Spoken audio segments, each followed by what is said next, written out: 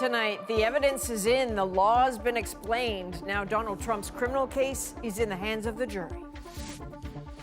I find that interesting that they're already sort of, debating who said what when. The jury's early questions and what they might mean. Important new peanut allergy advice for parents of infants. I can't say that the rule of early introduction will work for 100%, but it works for the majority of children. And European voters are about to head to the polls, and they are angry. Politics is in your pocketbook, and voters are asking, how do I afford new climate rules? Why the political upheaval over climate change regulations matters here, too. From CBC News, this is The National with Chief Correspondent Adrienne Arsenault.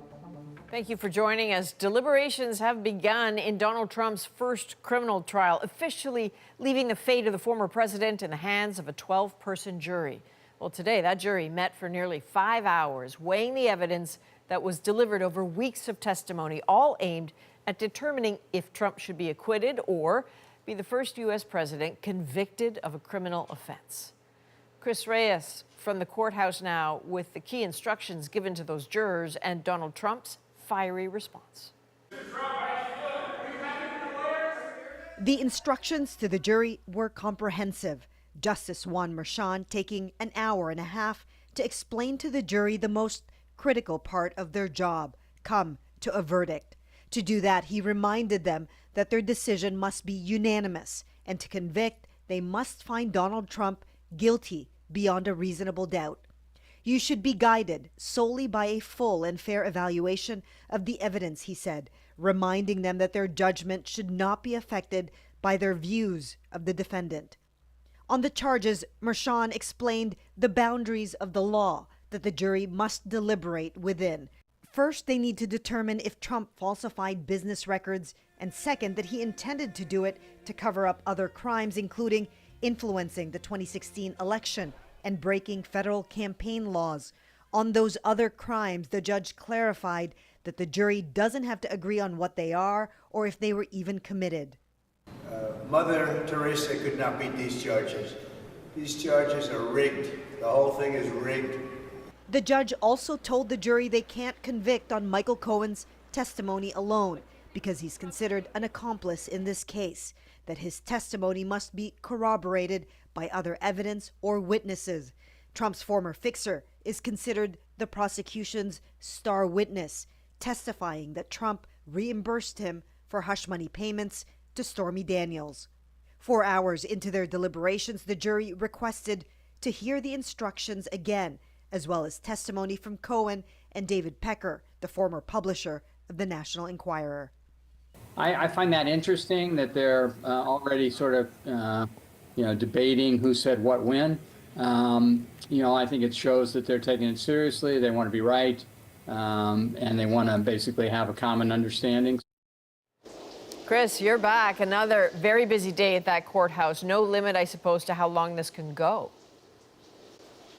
Yeah, we're really a captive audience out here, Adrienne, and it's day to day at this point. The judge decides hours of deliberation. The jury's not sequestered, so they get to go home at the end of the day. And tomorrow on the schedule, rehearing these testimonies and those jury instructions, and really they can make more requests and ask more questions until they come to a decision.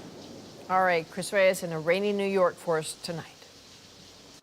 5 school boards and 2 private schools in Ontario have joined ongoing lawsuits against some of the world's largest social media companies, alleging their products disrupt learning and harm students.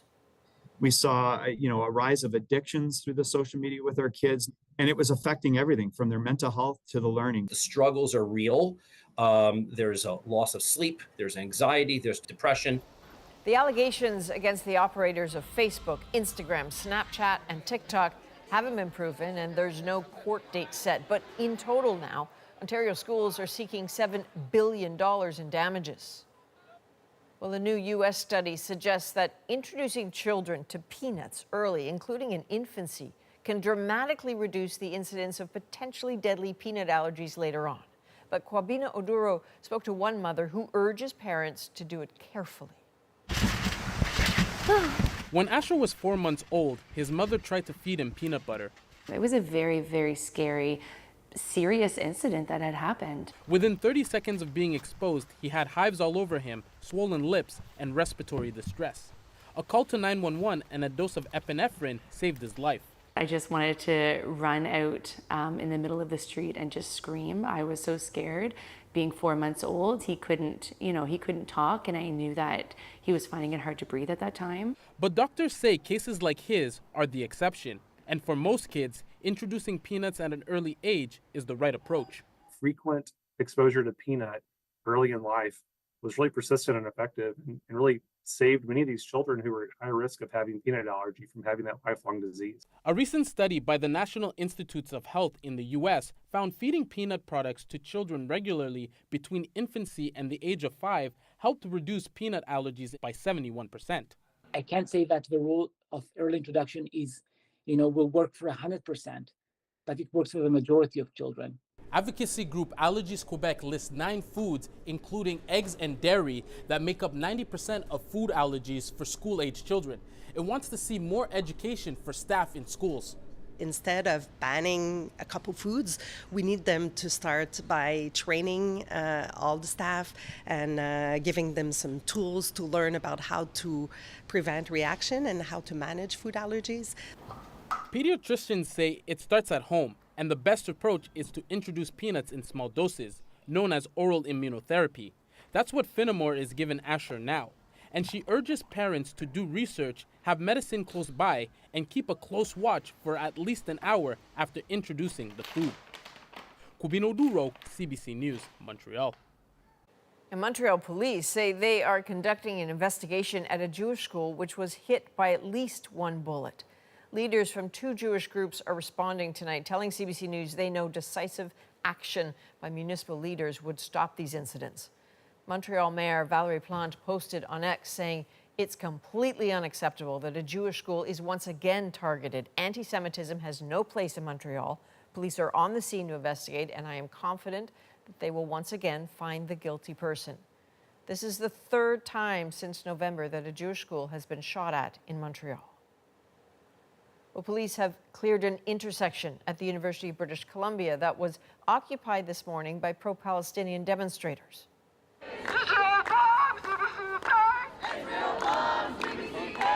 Organizers say they blocked the intersection in response to the school's failure to meet their demands, including divesting from companies that profit from Israel's offensive in Gaza. Police moved in and made multiple arrests. The encampment at the UBC campus has now lasted a full month. And to India now, where huge numbers of people are grappling with extreme heat. The capital, Delhi, hit a record temperature of nearly 53 degrees. As Sasha Petrusik shows us, for many, there's no escape from a brutal heat that's now turned deadly. In a classroom in the northeast of India, students faint from the heat. In the northwest, Kashmir, forest fires burn in the foothills of the Himalayas. Even at these altitudes, unusually hot, dry conditions are turning trees to tinder. But it's in Delhi where the streets really scorch. Temperatures hitting a record 52.9 degrees, melting a city that's used to heat. It's like someone slapping us in the face, says this man. I haven't seen it so hot in 56 years, he says. It's hopeless. It will continue next 24 hours, so we have given red alerts. Meteorologists don't expect the heat to break for at least 24 hours. They blame unusual changes in sea temperatures, a disruption in the regular shift from warm El Niño currents to cold La Niña ones, which has resulted in drier than usual winds. In this heat, no one should go outside, says this nurse. Indeed, across northern India, hospitals are treating widespread heat stroke and more brain hemorrhages, and even dealing with deaths. At least 6 people have died directly from the heat, says Rajasthan's Minister of Disaster Management. To the west, in Lahore, Pakistan, families cool in canals alongside water buffalo. Most homes don't have air conditioning, and even if they do, says Samar Abbas, we have no power. The temperatures have left millions with scarce drinking water, shuttered stores, jobs on hold, and voters in India staying home. Polling stations sit empty as this country enters the last few days of its massive national elections. Few enticed to come out, even by cold pink drinks. Sasha Petrusek, CBC News, Toronto. A volcano in southwestern Iceland erupted again today for the 5th time since December, prompting more evacuations. So the eruption began after a series of earthquakes early this afternoon, with jets of lava shooting 50 meters into the air. Authorities ordered people out of a local town and the popular nearby Blue Lagoon Spa.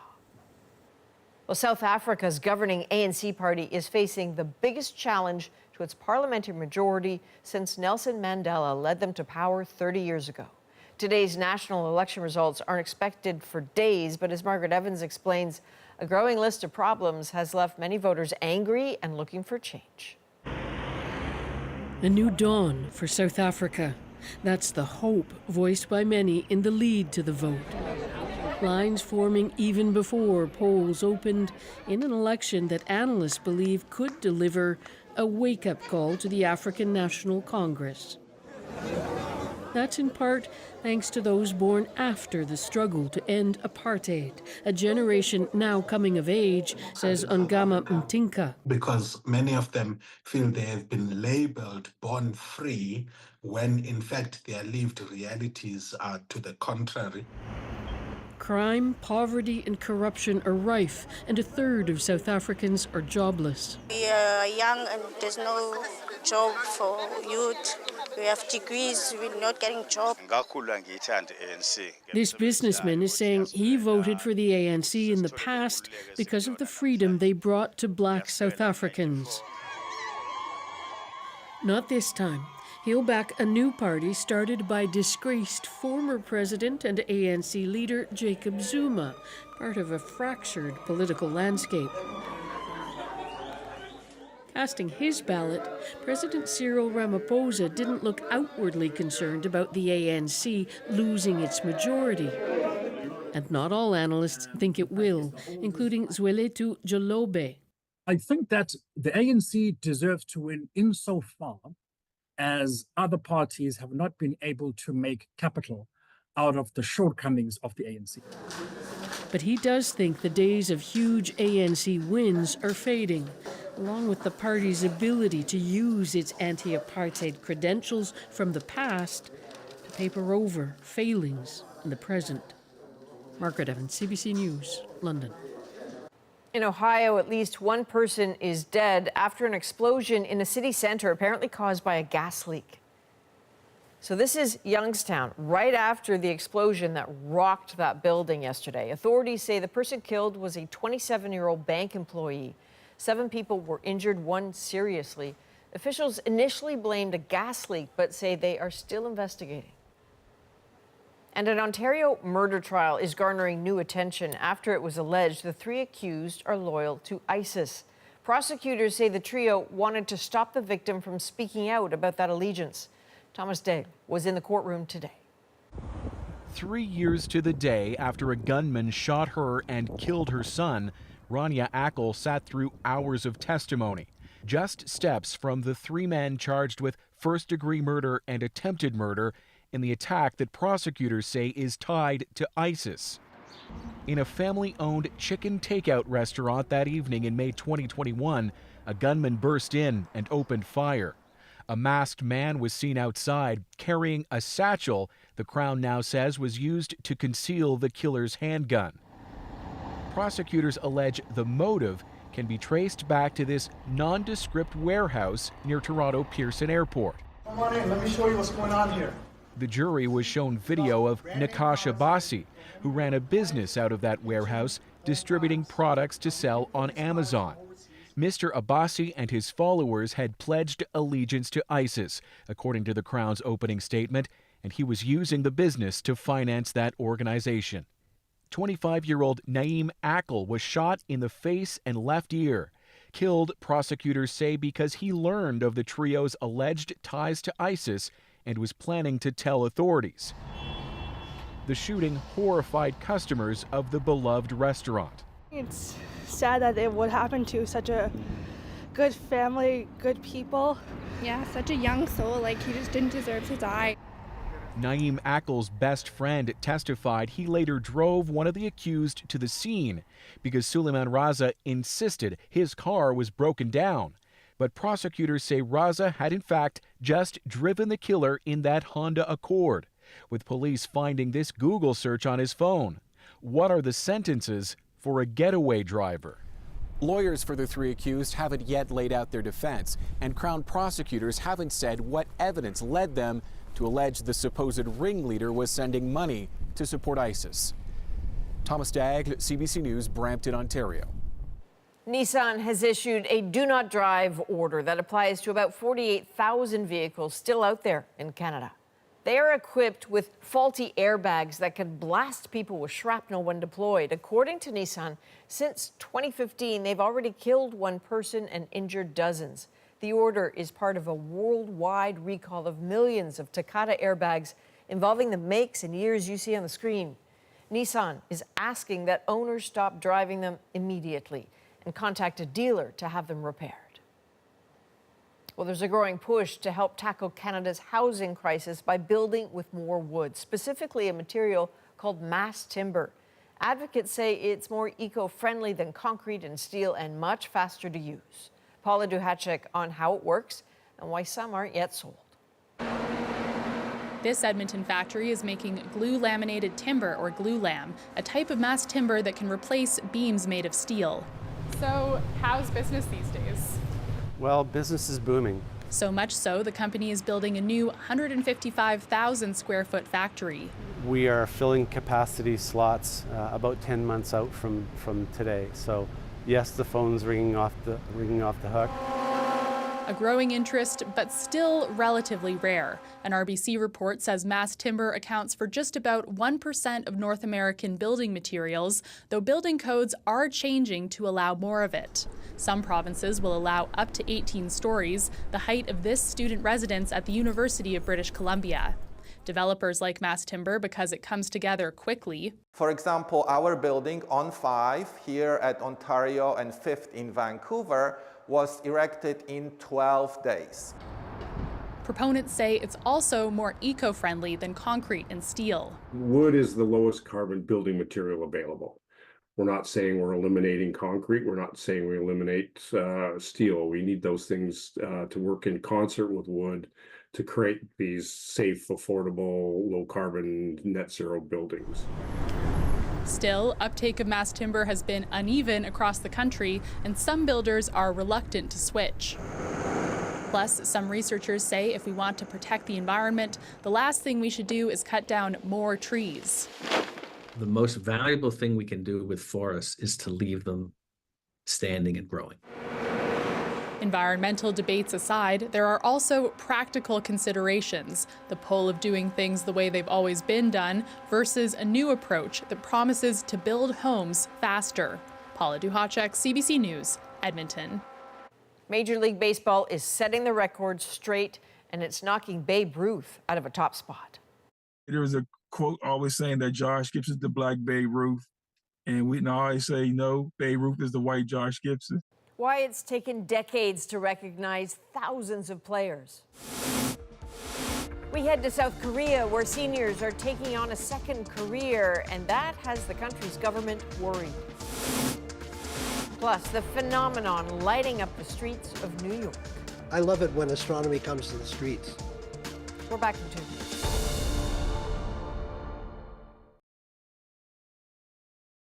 The state of hockey with a championship state of mind. Minnesota has won the first ever Walter Cup. PWHL has its first championship team. Minnesota beating Boston 3-0 on the road in a winner-take-all Game 5 matchup. With the victory, the team becomes the first to hoist the Walter Cup, capping a successful inaugural season for the Pro Women's League. Congratulations.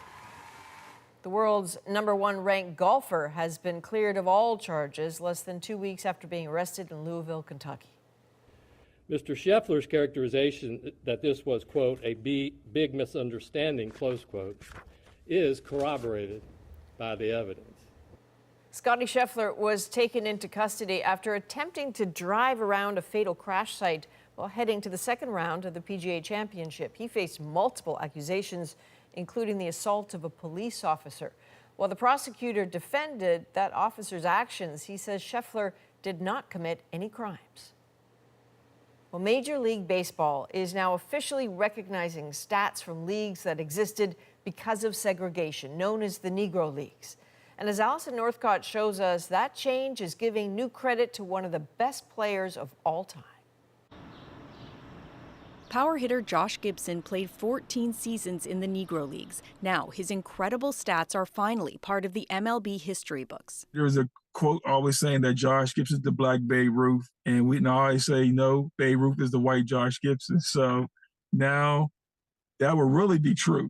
Gibson is now the career leader in slugging percentage for the major leagues, ahead of Ruth. He also unseated Ty Cobb as the career leader in batting average. Both part of what Major League Baseball calls a correction to a long-time error, adding statistics from 7 Negro Leagues to its official record. The Negro Leagues existed because black players could not play alongside whites. MLB's official historian was part of a team that spent years gathering the stats of more than 2,000 players. The addition of the Negro League players symbolizes Major League Baseball's recognition of 2 lapses in judgment. 1, segregation, and 2, in 1969, when other defunct major leagues were acknowledged as being worthy of inclusion, nobody even thought to bring up the Negro Leagues. In a sport where fans relish statistics, some say this moment goes beyond numbers on a page. This story in many ways is bigger than the game of baseball, even though it is a tiny part of the great story of the game of baseball. You know, I got my grandson right here. Say hi, Sean. Josh Gibson's family says while the stats are important, so is the window into the past. It's not just these guys putting on a uniform and hitting the ball with a bat. It's what they endured. It's what they had to go through. It's dealing with racism, dealing with not going to certain restaurants. Major League Baseball's commissioner says the league took on this change to give future generations of fans access to the statistics and milestones of the players who made the Negro Leagues possible. Allison Northcott, CBC News, Washington. Some commercial flights headed to Estonia are being forced to return, and evidence points to Russia. And how often do you have interference here, do you think? Every day. How GPS jamming is disrupting air traffic control near a war zone. But first, the growing anger in Europe towards climate policies could show up at the ballot box. I'll discuss what is really behind the shift with this week's panel next.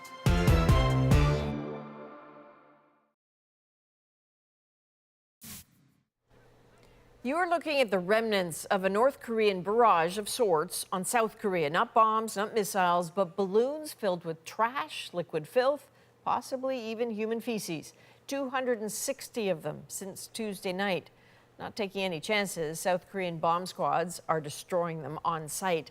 North Korea calls the campaign a tit-for-tat response after defectors in South Korea sent balloons north loaded with anti-Pyongyang leaflets.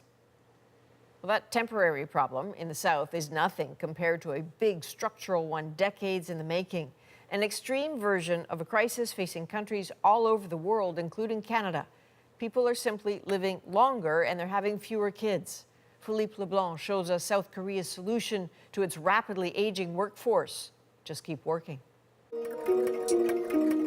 At 61 years old, with a career in finance, Chang Eung-won could retire. Instead, he's becoming a building safety inspector. 아무래도 제가 이제 그 직장 생활하면서 He had financial concerns and wanted to be able to support his children's education.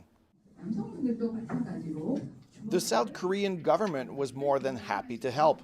Centers like this one train older workers like Chung to transition into new careers. 중에 60%가 지금 중장년이에요. 60% of Koreans are over 40, says the director of the center. South Korea is seeing a surge of interest in preparing for a second career after retirement. The country demographics present a huge economic challenge. By next year, 20% of its 50 million people will be older than 65, what's known as a super-aged society. It's such a concern that some unions are on board with pushing back the current retirement age of 60. They find another job in other companies. This aging expert believes that integrating older workers is crucial for Korea's productivity and public services. South Korea also has the lowest fertility rate in the world.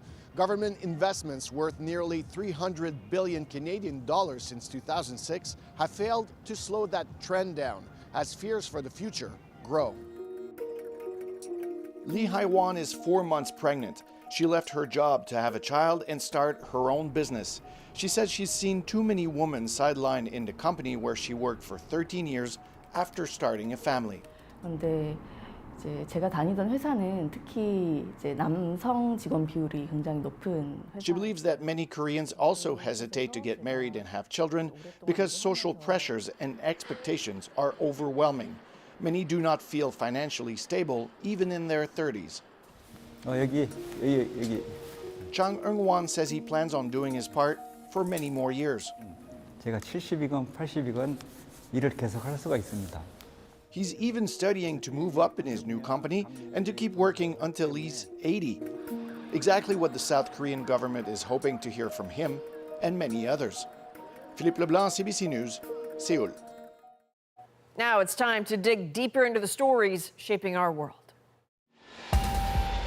Russia's electronic warfare systems are disrupting air traffic and affecting thousands of flights along its border. How often do you have interference here, do you think? Every day. For what hours? Every hour. But first, farmers across Europe, the face of wider anger, even spraying manure on the streets of Belgium. They are angered by regulations, including those aimed at climate change, taking an economic toll.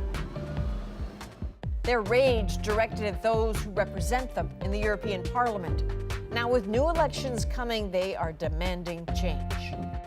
Just watch, the European elections next week might be heavily influenced by a backlash against environmental regulations. The last elections in 2019, Green-affiliated parties won big and they got to work, putting in place the world's most ambitious climate goals. This time, they're set to lose seats to parties on the right, parties that want to roll back climate goals. Big shift for a body that makes laws for some 400 million people. These European elections could very well affect the whole planet. CBC's international climate correspondent Susan Ormiston and Carl Matheson, senior climate correspondent for Politico Europe, are joining us now. So, Susan, looks like a real shift in voters' priorities since the last EU election. What are the drivers here? Well, Adrian, so much has changed. I mean, in 2019, there was a green wave in the last European elections after Greta Thunberg put the Fridays for Future youth movement on the map, along with some massive climate demonstrations in European capitals. And all that really persuaded voters to elect more Green Party candidates and their allies. And then, as you mentioned, the EU Parliament came up with what's known as the Green Deal, those ambitious plans to slash CO2 emissions, curb the addiction to fossil fuels, and invest in green projects. So Europe was leading the way. But just think about it, Adrian. 2019, that was before COVID, before rising inflation, before the war in Ukraine. And today, polls suggest that voters are thinking more about security and immigration. And what's that Green Deal going to cost us in the next 5 years? Their top priorities have shifted, and some politicians are stepping up now to exploit those fears, wielding climate policy as a wedge issue. Okay, so I want to get into that in a second with Carl, but let's just remind people here, I think, of some basics of what we're talking about. So the European Union is made up of 27 countries, all of them with their respective national governments, of course. But every 5 years, the European citizens elect a European Parliament, which has 720 members or seats. So you have bigger countries like France and Germany. Obviously, they have more seats. Those members effectively run the EU, and they decide on things like financial rules and emissions targets. So, Carl, here's where we need your help. Can you help us understand the shifting priorities? Climate is an issue in this election, but the conversation has changed. It seems to be one we all need to pay attention to. That's right, Adrian. And look, Europe is almost like a global laboratory for climate policy. The EU has moved quickly to introduce far-reaching rules. So that means what happens in Europe holds lessons for the rest of the world as governments everywhere try to cut carbon and also keep people on board. And we've seen European farmers, for example, staging very intense protests over a range of concerns. And some of that is about green regulation. There's been a proposed law to control pesticide use, another one to restore degraded lands, and they were quite angry about those. But they're also angry about other things like unfair treatment by EU trade rules and supermarket pricing and things like that. And actually, farming is one of those industries that's so far been least touched by EU legislation. But there is a wider backlash going on as well. As Susan mentioned, there's wider challenges, the coronavirus, the Ukraine war, energy prices. We pay much more for natural gas, for example, in Europe than you do on the other side of the Atlantic. So that's left Europeans feeling concerned about the cost of living, and they're concerned about anything that might actually add to the hip pocket costs, including efforts to fight climate change. So, Susan, I mean, presuming all of this is not to say that people have abandoned entirely concerns about climate change. Right. I mean, polls show that over half of Europeans still think it's a priority to combat climate change. And record heat in Europe last summer and extreme weather events have only reinforced that concern. And you can't forget that renewable energy is soaring in Europe. Growth in solar, for example, up 60%. But there is resistance in some parts to the level of immigrants coming into Europe, certainly nationalistic sentiments. And then, look, as Carl just said, politics is in your pocketbook, and voters are asking, how do I afford new climate rules? So it's less about the need for climate change initiatives and more about how can I pay for them? Okay, so we've talked about projections for the next European Parliament, which show, these Green Party candidates losing seats, gains for those on the right side of the political spectrum. Carl, how are the parties on the right talking about climate specifically? So the context is, as Susan said, is really important. The EU's moved from setting abstract emissions cutting goals to concrete interventions that people are beginning to feel in their lives at home. The EU is now having a say about what type of car you can drive in the future, what type of job you might have, even how you heat your home. And these are necessary conversations that are really concrete for people and coming at a time, as we said, where there's these hip pocket concerns. And that combination is feeding the far right's narrative, which is essentially to play on fears about Europe's decline, and ask people, are you going to let a bunch of bureaucrats in Brussels tell you what you can do in your home? And for example, in Germany, the far right, alongside migration and traditional issues, has been campaigning against heat pumps. And that's part of the reason why their Alternative for Deutschland, the far right party there, is currently in second in the polls. I've just returned from reporting in Slovakia, where the far right got into government attacking EU protections against bears. The parties that we refer to as far right, they might end up having the most seats in the EU Parliament after this election, according to our polling in Politico's poll of polls. But they don't all cooperate, and that won't actually mean that they control policy making. But the key will be how much they influence the parties in the centre who will control legislation. And after June, how much will those parties be pulled to the right?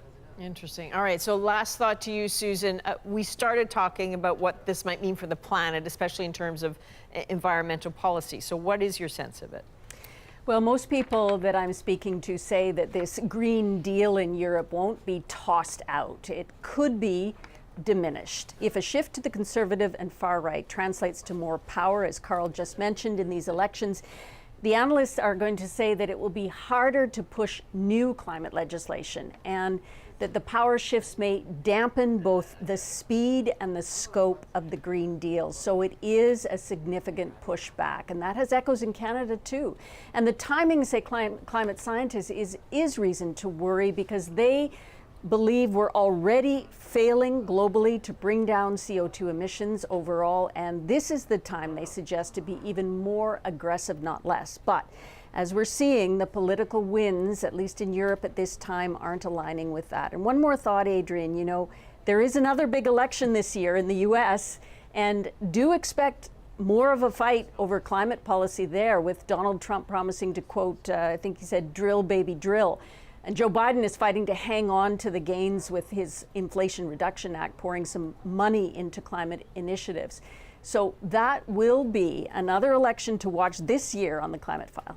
Well, this is the year of more elections in almost a generation. So Susan and Carl, thank you both. You're welcome. Thank you.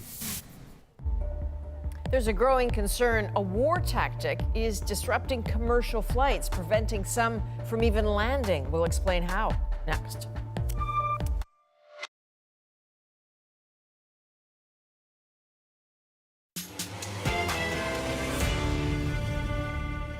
Civilian flights are now caught up in Russia's intensified anti-drone campaign. Russia is trying to avoid Ukrainian drones attacking their critical infrastructure. But that's disrupting commercial airline flight paths in the region.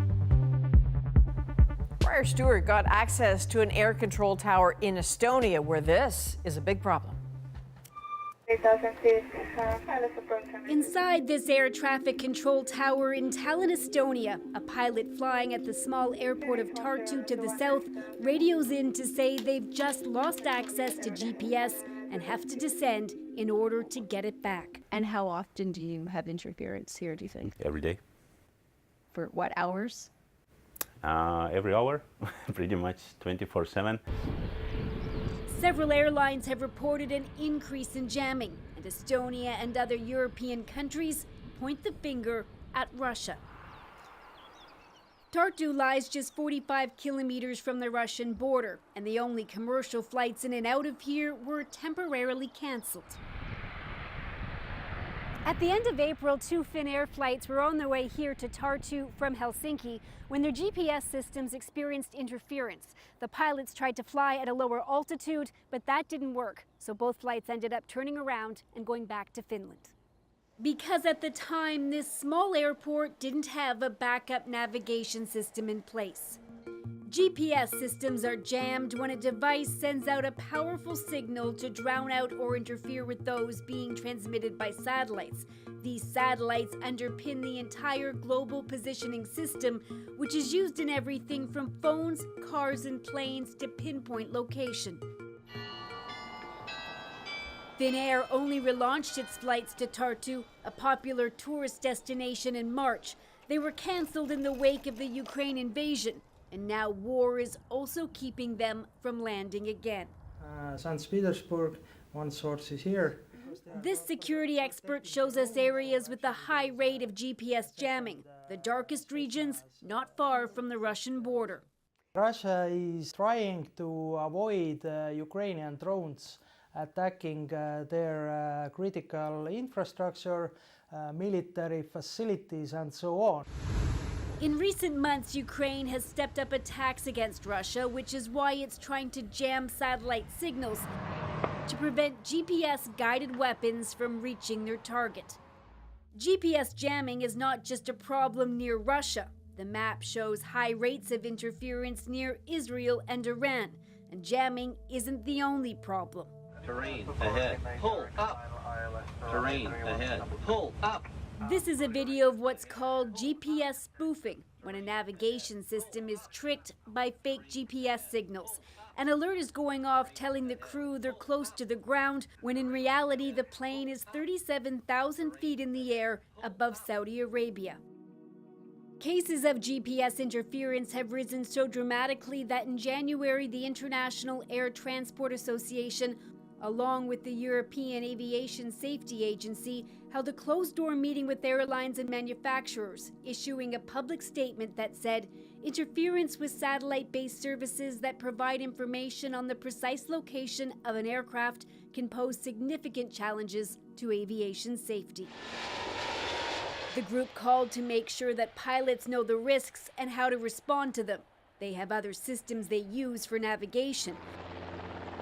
And now, so does the airport in Tartu. They tested out a ground beacon, part of what's known as distance measuring equipment, to ensure that there was another navigation system in place to help planes land. Everybody was so used that GPS is there and can be used safely. Due to the fact of the jamming right now, they're already and they're getting higher level talks about the solutions. Finnair will resume its flights to Tartu next week because there's a backup navigation system when inevitably the plane's GPS systems go down again. Briar, from the sounds of it, this could be potentially catastrophic.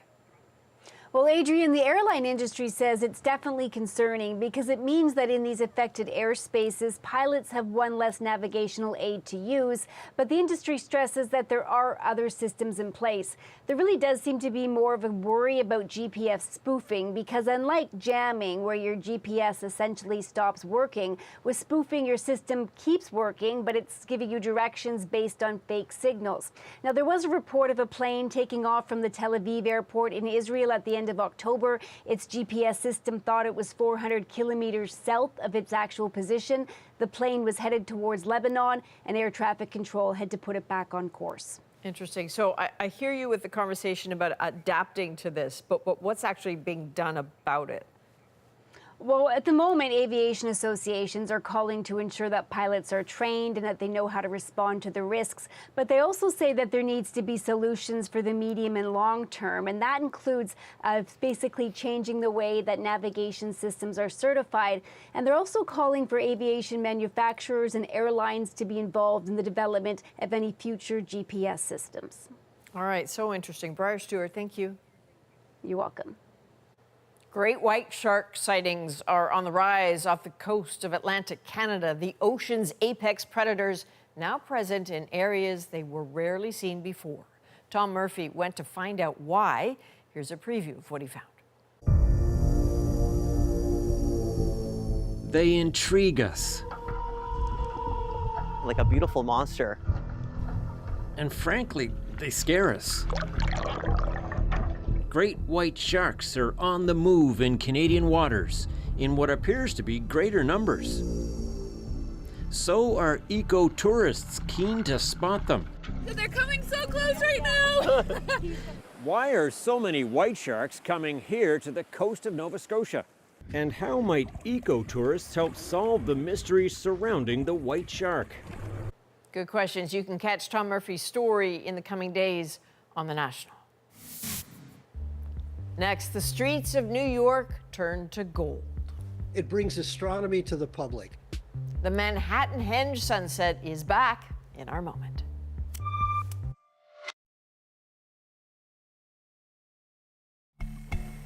Well, look at that. The sun is showing off in New York City this week. The sunset lined up perfectly along some streets and created a brilliant glow that was, of course, Instagram-worthy.